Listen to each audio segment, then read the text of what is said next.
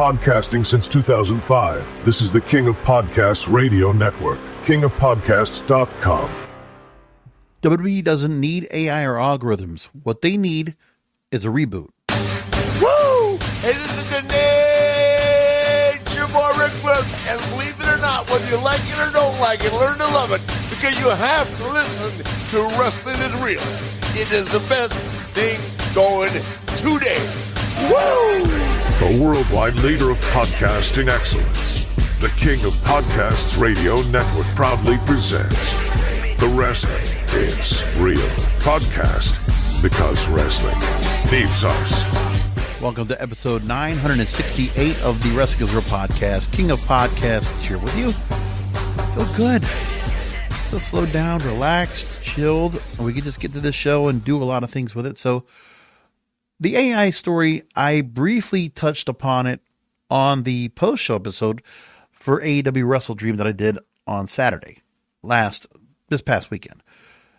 And now we're roughly a month before any other significant pay-per-views. That's Full Gear and Survivor Series at the end of next month.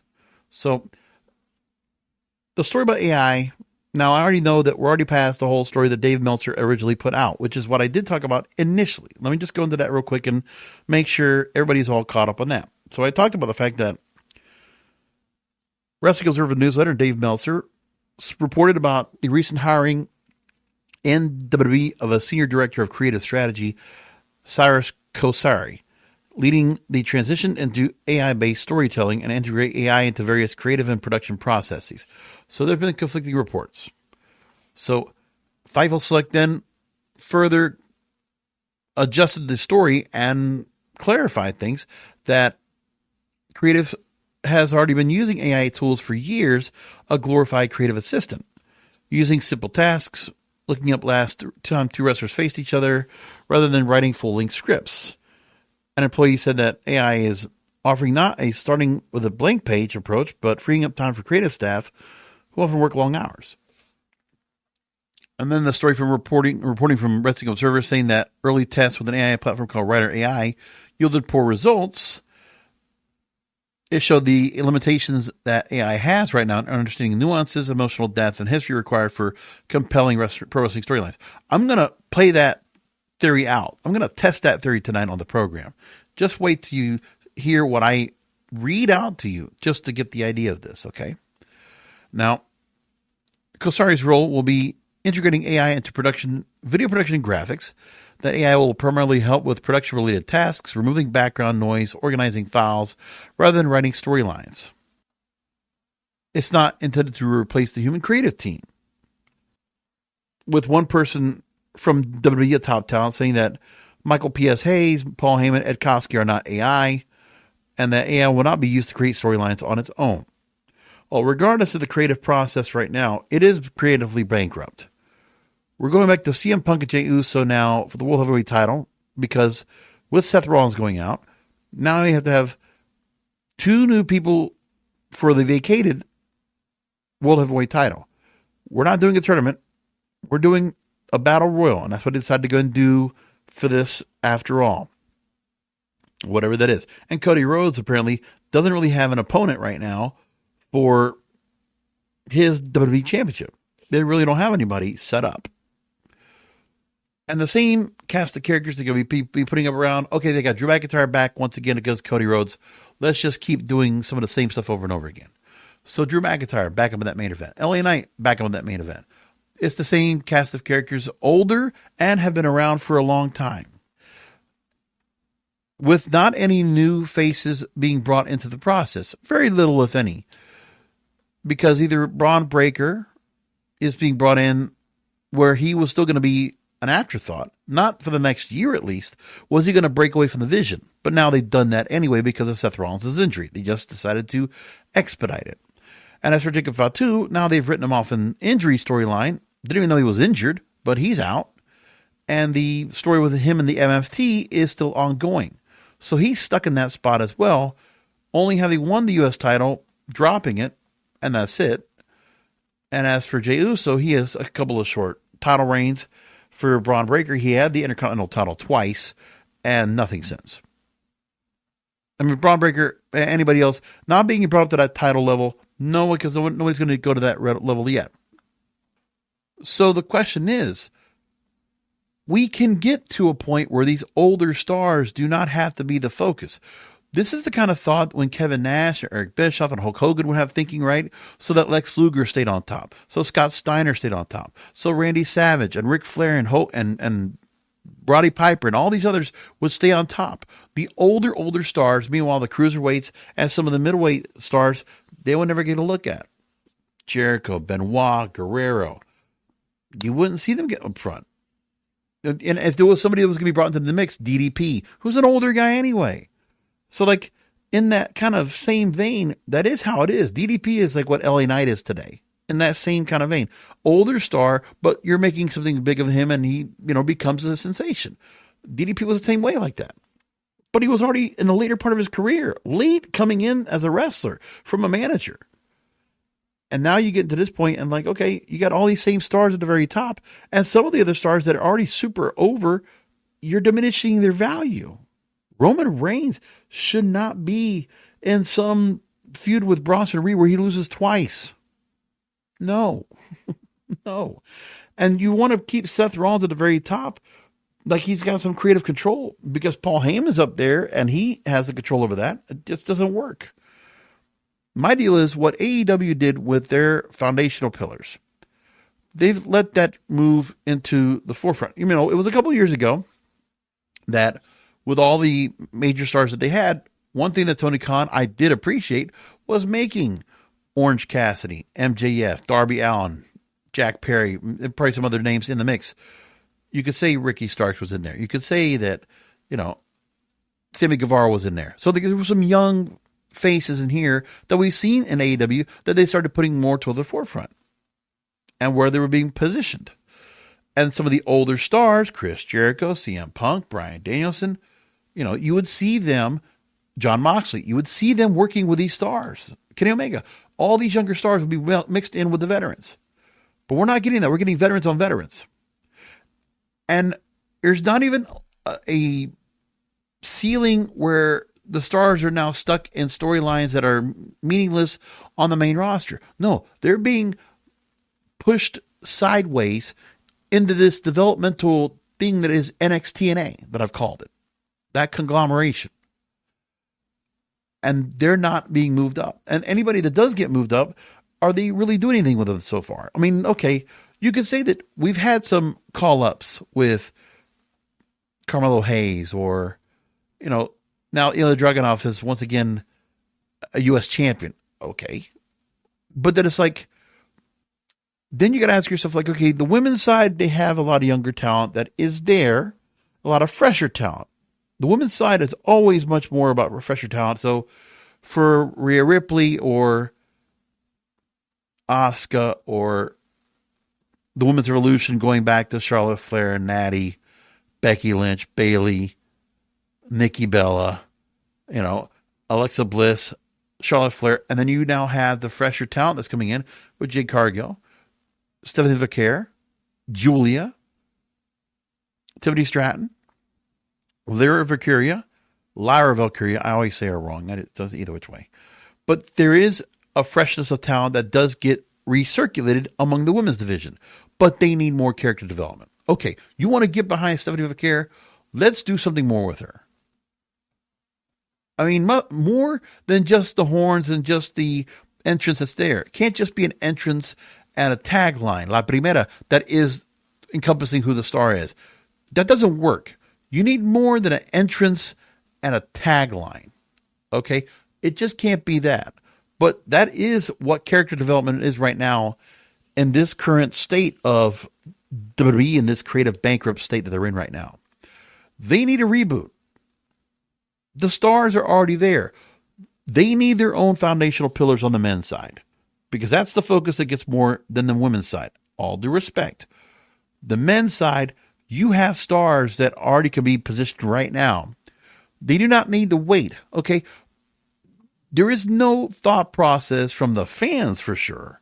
And for fans like myself, where I see some of the stars that I'm going to bring up, the four pillars that I think are very important, they're not going to be green and they're not going to be incapable of taking the task on of being a main eventer. Okay, there are 4 names I believe absolutely could be the pillars right now in this company on the main end. And that's not dismissing John Cena in his retirement tour. That's not dismissing Cody Rhodes or CM Punk or Seth Rollins or LA Knight or the Usos or anybody else, okay, or Drew McIntyre. Those are the stars, have been their stars for a long time, and they've constantly been up there. So a refreshing where you need to inject some of these younger stars that are getting over by themselves. There's not been that much help they've gotten from the creative side. Not really. The 4 names are Dominic Mysterio, Trick Williams, Jacob Fatu, and Braun Breaker. Those 4. This is going back to the same initial concept that they had after the Attitude Era. OVW, you basically had 4 stars you absolutely were going to build your brand around. John Cena, Randy Orton, Brock Lesnar, Dave Bautista. And there were others that were going to follow along, but those are the 4 main event stars, and they all became main eventers in their own right. All former champions. And they had long runs within the company. Even though Brock Lesnar might have been away for a while, but he did come back, but he's been around for over 10 years now. Still. And it doesn't mean that we don't have to have part-timers like AJ Lee or Brock coming back or whatever else. It doesn't mean we can't have. I mean, the thing is, what CM Punk was doing in AEW, working with younger stars like a Darby Allin or Sammy Guevara, and going into that, and MJF, that was the right move. That's why I always like what CM Punk's run in AEW was, because it was him at the young talent. And with Chris Jericho, the same thing. MJF, Orange Cassidy. That's what you do. Daniel Garcia, fine. All these things you're doing right now, trying to build other stars up for the ranks. I like all that. It's great. Bryan Danielson the same way. I just think that you could be doing, and Jon Moxley, the same thing goes here. You could be doing more right now where there is this young talent that you already have that is over. Okay. Those 4 names, Dominic Mysterio, Trick Williams, Jacob Fatu, Braun Breaker, they're all over. They are over with the crowd. Now, they don't have the Yeet chant. They don't have the chant of Seth Rollins' song. They don't have CM Punk's song with Cult of Personality. No, they don't have any of that. And it's not necessary. Trick has whipped that trick immediately. Goes in that main roster. I think people will actually catch on. Jacob Fatu is working the ring. His cutting promos, he's in. Braun Breaker, let him be with his family out there to prop him up. Let him be a Steiner. It's in his blood. It is in his DNA. For Mysterio, there's so much upside to him. It's ridiculous. An international star. Look at what he's already done in AAA so far. And, I mean, just those 4 names right there automatically tell me, man, you put those 4 right there at the very top. You get them front and center into major storylines and main event. And by the way, I used AI to go ahead and individually go after these 4 stars and what they could be doing. And here's what I did. I used Google Gemini for this. No ChatGPT. I used Google Gemini and I asked the question of this. Write me several storylines for the following 4 superstars and how they can be incorporated into the main event, into the main roster, into storylines to where they end up being World Heavyweight Champion or WWE Champion. Include possible character development to make them more popular to a mainstream audience. There you go. So, of the 4 names, we go right to Dominic Mysterio first. And they give this. So, the desired character development from Dirty Dom, cowardly heel, to the exiled prince, vindictive, self-sufficient heel. They could go to that direction right now. Dominic Mysterio could go to a face right now, but it's not time yet. But it's time for him to break off and do more. So here's what they're saying about the mainstream appeal focus. Dominic is already over, but his long-term appeal applies in proving he's more than just Rey Mysterio's son or Rhea Ripley's subordinate. He must have a vindictive ambition and in-ring effectiveness without relying entirely on the numbers game. You're kind of starting to see that a little bit now. So the first thing that happens is It's time to break him away from the Judgment Day. Done. As the IC title reign he has continues and his reign as mega champion in AAA, there are cracks showing on the Judgment Day. Finn Balor growing tired of Dom getting main event opportunities based on his heat. If we had that going on, let's just get to the point of the fiction coming to fruition. Let's have Dom and Finn have a feud where the Judgment Day start attacking and the double cross comes there. I guess they can't do it right now because they already did that with the Vision. They can't just replicate it right overnight. But it's been a long time for this. We also have to wait what happens with Liv Morgan returning and see what she does to create problems within. Because then what will happen too is that Roxanne Perez and Liv Morgan, obviously there'll be some kind of friction between them. And so all this will culminate into a complete dissolving of the Judgment Day. That's what can happen. So here's what the AIA says. So on a pay-per-view, Dominic is accidentally the reason that if you're saying Finn Balor loses a critical match, which has been done before, but still, something happens where there's just the last straw that Finn Balor gets screwed. Okay? The following night on Raw, an intervention is scheduled. Dom is finally made a liability, not a member, and he is exiled. He's kicked out. And then Dom gets removed from the group. He gets attacked. There could just be some kind of double cross, whatever it is. But Dom is exiled from the Judgment Day. He is excommunicated. But then Dom, you could have him holding on to the IC title. And now, once the Judgment Day is gone from his rearview mirror, Dom will be cheered. Because I think what Dominic needs to do is he needs to break off and be the one that vocally pushes back on the Judgment Day and says, I don't need to be with you guys anymore. And they get pissed because that's the one leverage they had left. So I think what really works in this particular AI scenario is that Dominic needs to go ahead and finally show some stones and break off and be done. Because the truth is, the Judgment Day means nothing without him there. And all the respect with Liv Morgan, we'll see if she holds things up when she comes back. But that's, again, fantasy booking, right? Then, throughout the next year, you have him cutting short promos without Judgment Day's approval, no longer focusing on Ray for his anger, but the entire system that relies on validation from others. And he can, not become Dirty Dom anymore. He becomes something else. But you transition him off of that. The dirty is still going to be in him because he's still going to be a tweener, okay? He will never be completely away from his heel status as he is. But he's been this for a long time now. For what, 4 years? He's been doing this for a while. No, 3 years. But either which way.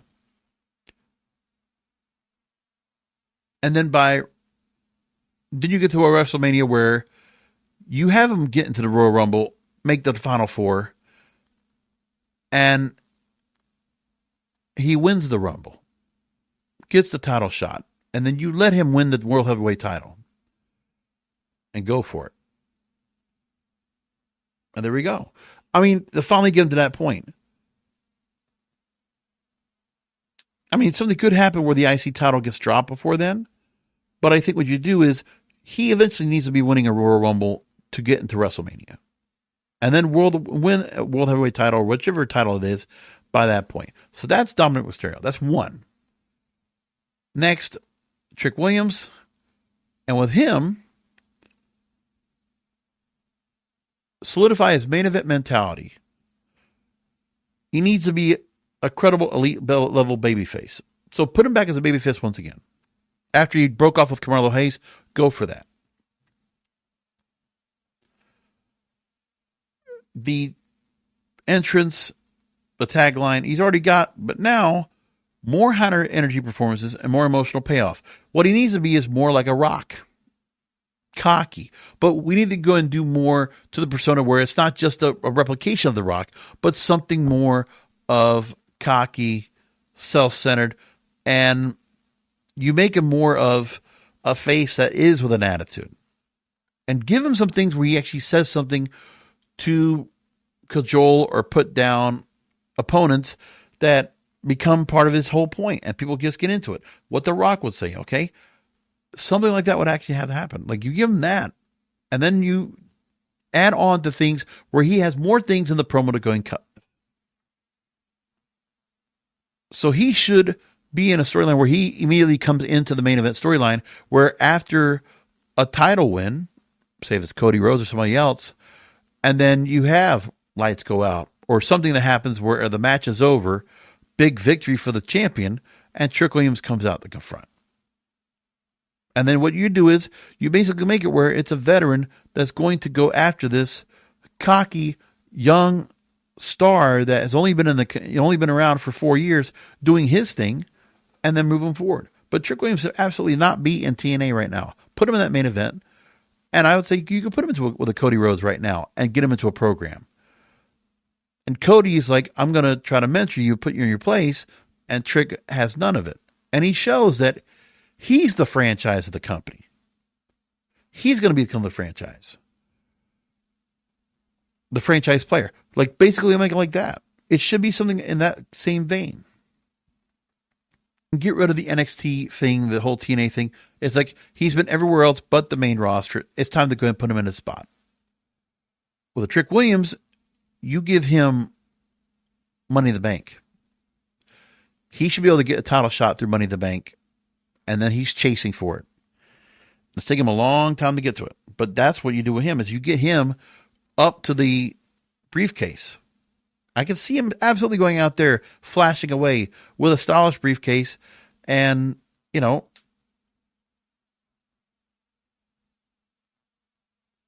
he's all about money. It's like, okay, then show him flashy. Show him where he's like, you know, the status that he has, and accessorize what he's holding on to. So he stays in there. But also, you don't have him lose when he has that case. Unlike other people, he needs to be on a winning streak. He should be doing like that. You cash him in on, say, your SummerSlam, or same amount as you make it a Money to Make cash in, but then you don't make it right away. You move him a little bit forward, something like that. And the truth is, with Trick Williams, use his athleticism. Show him as more as an athlete. Okay, he was a football guy, and like, just there's something more of the athletic sense you could be doing with him, where he doesn't have to come out like in a flashy thing. Like, he can just come out in a jumper. Like, it's something that's more athletic, where he's coming out there in warm-ups.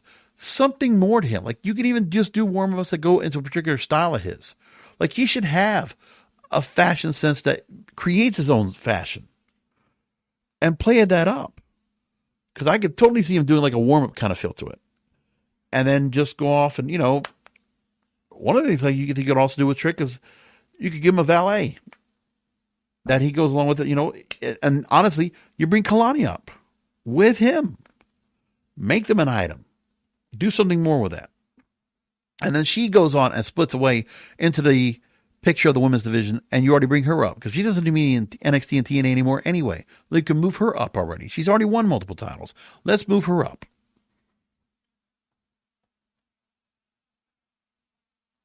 Next, wait.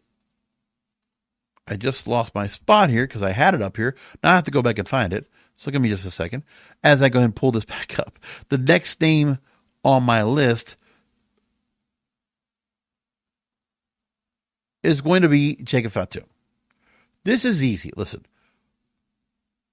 For him, we already had the MLW blueprint with him to where he was the Samoan werewolf back over there. Okay? And then his deal with Contra, you had him coming out in Samoan look, looking like Umaga out there. And the stuff he was able to go and do, I don't care about him being all in black in here and just like more of a gangster kind of thing. I prefer him much better looking more like an Umaga, where he is coming out there with the Samoan garb and hair wild as any, and he just looks out there like a savage, okay? From the bloodline savage to the unchained enforcer, an anti-hero driven by personal vengeance and a commitment to true Samoan excellence. He's the solo bloodline member left. He's the last member of a bloodline that is truly Samoan, and you play up to the fact of him, again, unmatched intensity, explosive violence. He needs to go ahead and be able to whip the bloodline all together. He should not be losing to them. He should have it where the bloodline is completely, the new MFT, he should wipe them out. The MFT should not be even to be a storyline. Them against Wyatt 6, come on. Fatu should have already gone and taken over this team and just wipe them out. That's what it should have been. That he could personally one-man handle that whole crew at any time. And the MFT should be trying to go and do whatever they can to try to stop Jacob Fatu, but he's an unstoppable machine. And make it where that guy can't lose to any of those guys. And you can do things where you can make a gauntlet match. Or you can do something else where he's on a, handicap matches. I mean, why isn't Jacob Fatu doing handicap matches either with the MFT? He could have been doing all that and then just move him forward.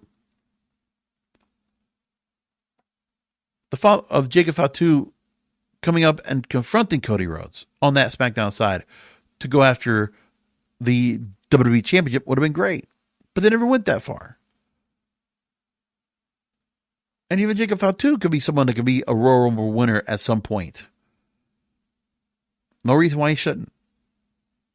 But make him, when he comes back from injury, have him wipe out the MFT.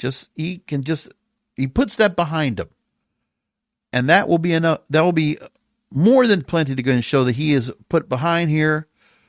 He's refined, professional, hyper-focused, treats every match like a conquest.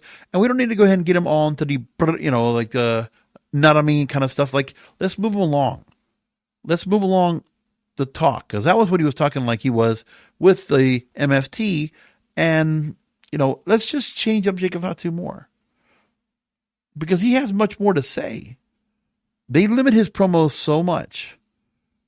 He's got a lot more to say, and he's got a lot more to work off of. I mean, just MLW just had a different style with him, and it worked. And don't forget, Fatu was a great champion over there. He held on to that belt, 300 and some odd days? Like, he held it almost a year, right? He was great as a champion. Excellent.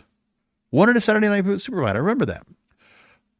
And he had great feuds, fighting against Contra itself, against Mads Kruger and Akira Kwan and all that stuff, right?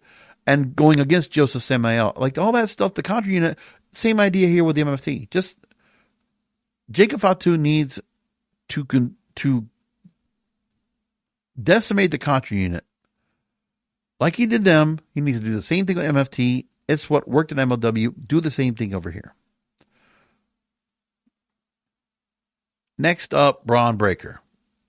And you know what? They obviously see a chance for them being a cornerstone of the company. It's very obvious of that. So him right now, okay, we need to break him away, not just what he did with Seth Rollins, but he's the breakaway from the vision. Like, no more Paul Heyman, no more Bronson Reed. But he should be off of that and be solo. And the truth is, what I'd like to go and see is, it's where like to see Uncle Scott come in and he starts talking with Braun to get him away from Paul Heyman. And let Scott be in the ring to go ahead and just put it on. And Scott gets attacked. Say by Bronson Reed or whatever. And here we go, Braun Breaker goes face. It doesn't matter, man. He's going to get a response no matter what. But he finds his own voice. He's not going to be able to control Paul Heyman. Like he thinks he's doing right now after he got Seth Rollins taken out. That's the part we got to figure out, okay?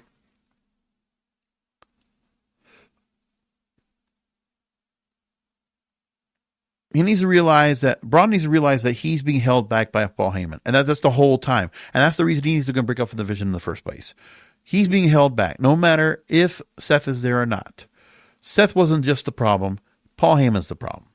Because he got bought into something that wasn't working, and he gets out there, independent dominator, and he should be going after his chance at, I don't know, the IC title. So once something he does again, but I think he needs to be going after a World Heavyweight Championship as well. I mean, listen, as we get to CM Punk and Jey Uso, whichever one wins coming up, Saturday Night's main event, then let's just go ahead and get to the point where make Braun Breaker the next opponent. No LA Knight, anybody else.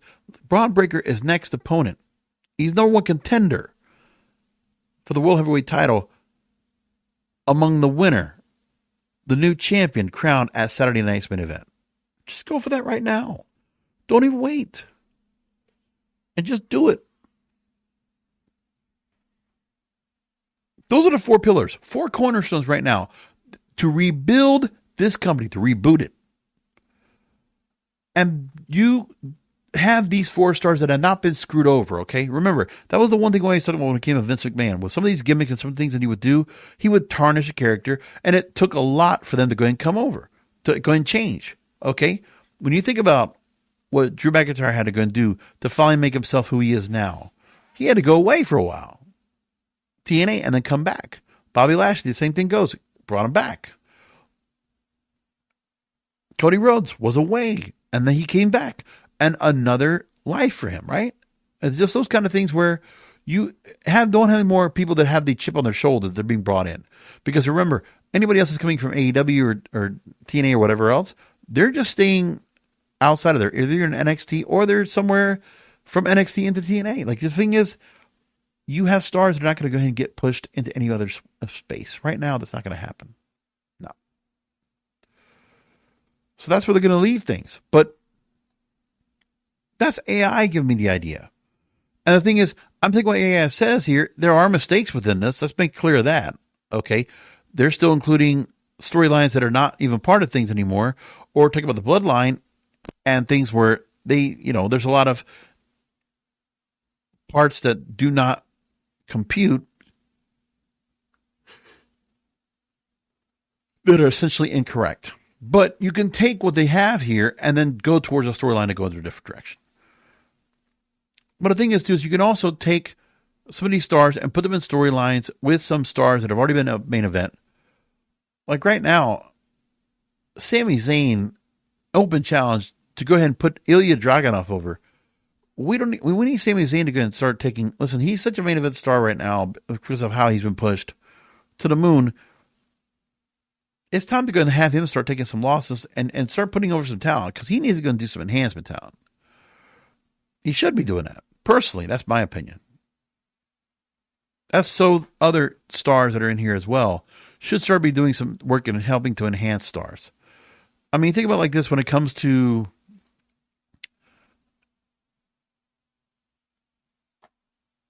AJ Styles and what he's done over the years, or Randy Orton and who he's worked with.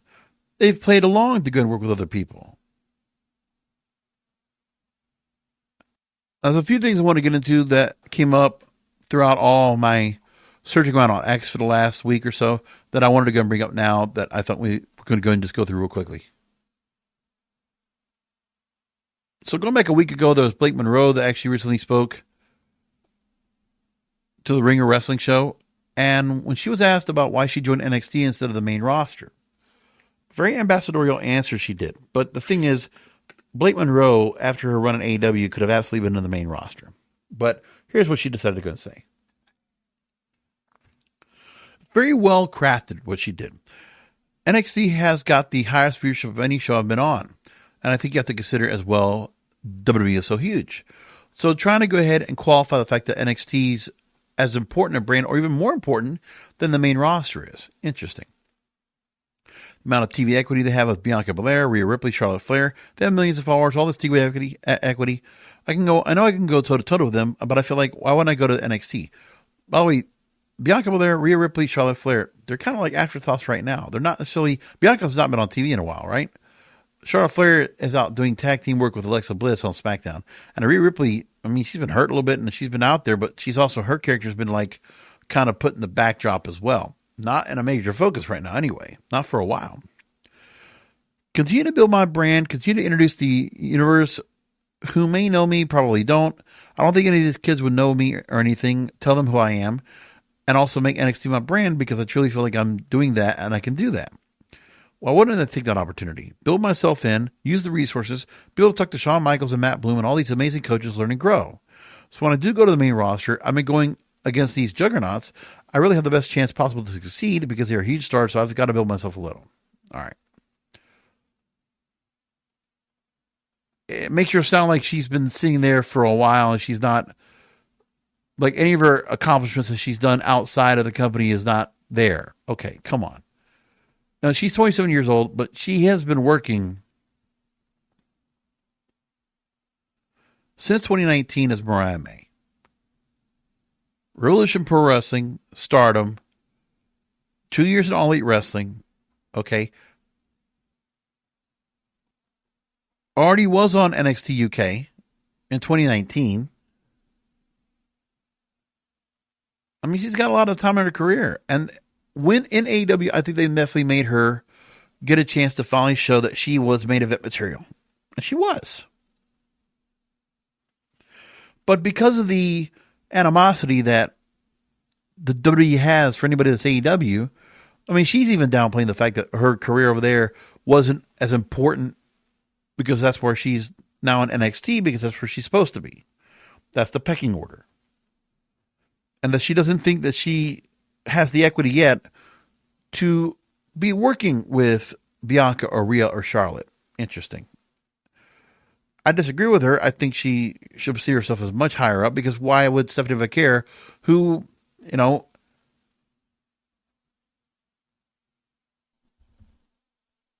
if I need to go and look at Stephanie Vaquer, okay, 32 years old, a little bit longer in the career, okay? But either which way. She started wrestling at age 15, 2009. But again, I mean, that's in Mexico. You know, when it comes to Latin America, yeah, you do start early in Mexico. But it's also just a different culture, different way, okay? But when I started seeing anything about her being on the map, it would have been in CMLL 2019. And she was there for a long time. And then New Japan and Stardom would go calling for her around the same time that Mariah May was there, right? Or no, before that. And then Rev Pro Wrestling. And then NXT in 2024. But the thing is that, I mean, she also went into NXT as well, but like, she didn't have to last long over there. They obviously said, well, somebody got a liking to her immediately and just moved her right on up. Because it took her less than a year to make that main roster. And just like that. By Memorial Day of this year, she's already been on the brand. She's been there 5 months. And look at how much time they give her. And look at how much they've already thought about her so far. A big deal. Now, there was some talk last week. They were talking about that there were going to be call-ups from NXT and SmackDown expected to take place sooner rather than later. That's why I saw Ruka went up there, and a few other names have already come on up to help with some of the injuries that have already been on that roster. Report from over the weekend that Seth Rollins' shoulder injury will keep him out at least 6 months. And Rollins was not only planning to defend his World Heavyweight title at Saturday Night's main event on September 1st, or excuse me, November 1st, he was also scheduled to be the captain of the War Games team at Survivor Series against a team led by Roman Reigns, where there will be a big showdown between Rollins and Reigns for the world title at WrestleMania 42. The match they could have done 2 years ago, but they didn't. So now Seth has relinquished the title. But according to a report that we had here at one point was who would be World Heavyweight Champion coming up. The names that were being looked at were Braun Breaker, CM Punk, and Roman Reigns. Well, we know it's not going to be that. CM Punk's one of them, but now it's going to be Jey Uso. So we got that. In a battle royal of all things. I'm still not over the fact of how the MFT now have face paint and how that's supposed to make them more menacing as they are is bad. But let's just go and get into it real quick. Where Solo Sikoa has to try to make himself stay strong in what doesn't look very promising. Did you all forget? I said, did you all forget? Let me remind you then. MFT's run SmackDown. They are going to get back everything that my family has lost, and I will make my family tree champions again. With that face paint? No. Solo Sikoa is anchored, just like Dominic Mysterio is anchored. And I've already said this earlier this year. Nothing has changed. Nothing at all has changed in that whole setup. But with the battle royal that the WWE had for the World Heavyweight title to find a contenders. Now, at first check, I think it was overnight, it only had 19,000 dislikes. I have not looked at what it has now at this point, but let's just take a look just for the fun of it and see how far they have gotten with that, because that would be very interesting overall. The Battle Royal, it doesn't show how many dislikes it is. And I wish it would show me what dislikes were, but I don't know. But there have been some bad comments on here. Let me tell you this.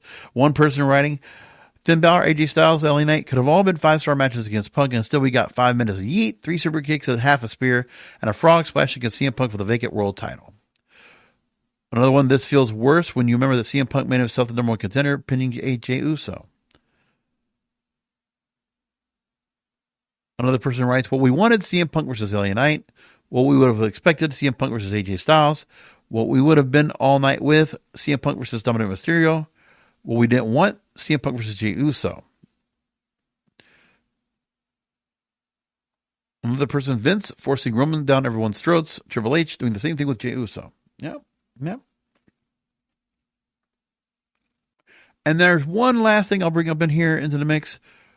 Someone writing about saying the following. It's really scary to think how desolate the WWE main event scene is going to be within the next 5 years.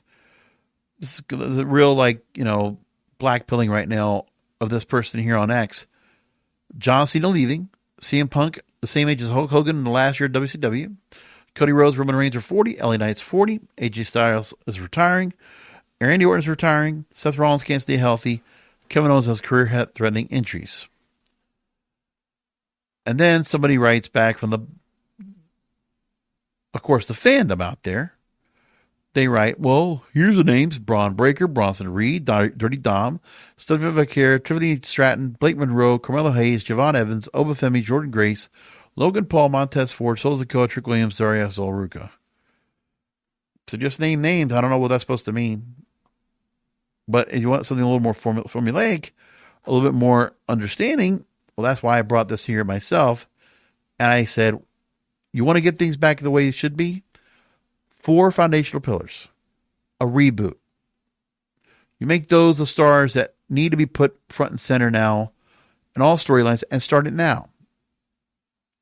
While these broadcast deals are in flux, refresh the storylines right now with them, add some character development. It's as simple as that.